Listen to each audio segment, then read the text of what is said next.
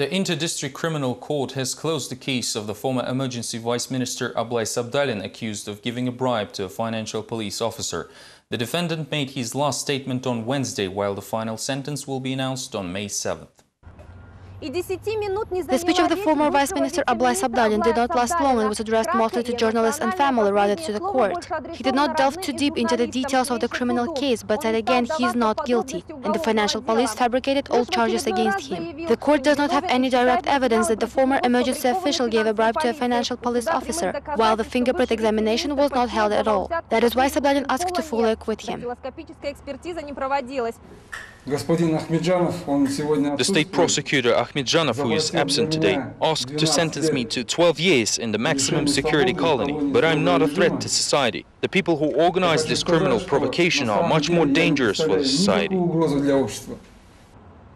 Ablay Sabdalin was arrested 7 months ago. According to the prosecution, the vice minister offered the law enforcement agent $30,000 to prevent his own arrest. Supposedly, the accounts committee and the financial police found out that the leadership of the emergency ministry spent more than $2 million for some questionable goals. Now the prosecution wants 12 years of imprisonment for Sabdalin as a punishment. The final decision will be made on May 7th.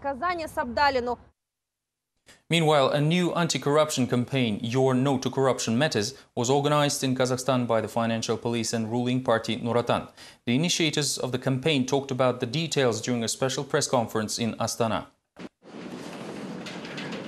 The financial police, jointly with the ruling party, initiated a new anti-corruption campaign. This time it mostly deals with information and propaganda. The fight against bribery will be carried out using posters, leaflets and brochures, as well as ready-to-submit report forms against the potential corrupt officials.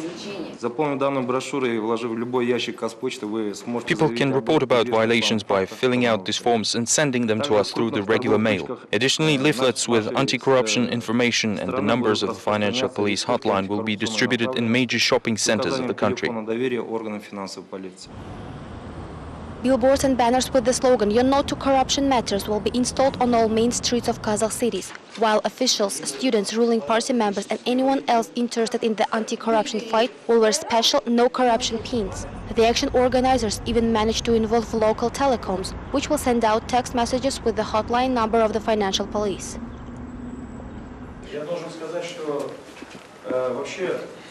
I must say that the society is indeed changing. When the issue of the corruption was raised, almost all state agencies and business organizations agreed to collaborate with us. We're also grateful to the telecoms for their participation in the project. The massive information attack should raise the feeling of intolerance towards corruption, believe the organizers. The party management will control the implementation of the action. At the same time, this is not the first anti-corruption campaign done by Nur Otan. In the past, party members set up special anti-corruption posts and even proposed people to report on each other, although no results were reported. Hence, it is doubtful that citizens of Kazakhstan will learn about any result this time as well. While Astana officials are fighting corruption, scientists in Almaty research far more engaging things, like the extension of life. Apparently, people use their life resources only up to 40%, and 200-year-long life cycles can easily become a reality. These topics were discussed during the International Science Conference titled Top Gerontology Issues, Ways of Improvement. According to Kazakh doctors, no one in the country seriously studies gerontology, engaging it only occasionally while dealing with other medical fields. No professional educating on the subject is provided as well, thus only 7 specialists work in the area today. This is the first conference, and we hope it will stimulate the further development of the science, which is very important for the population of our country. In his message, the president has set the task to scientists to reduce the mortality rate by 30% and increase the life expectancy to 72 years. Apparently, Nazarbayev does not apply these numbers to himself, being sure that he will remain in good enough condition to rule the country until 2020. Scientists, however, are not univocal about the matter.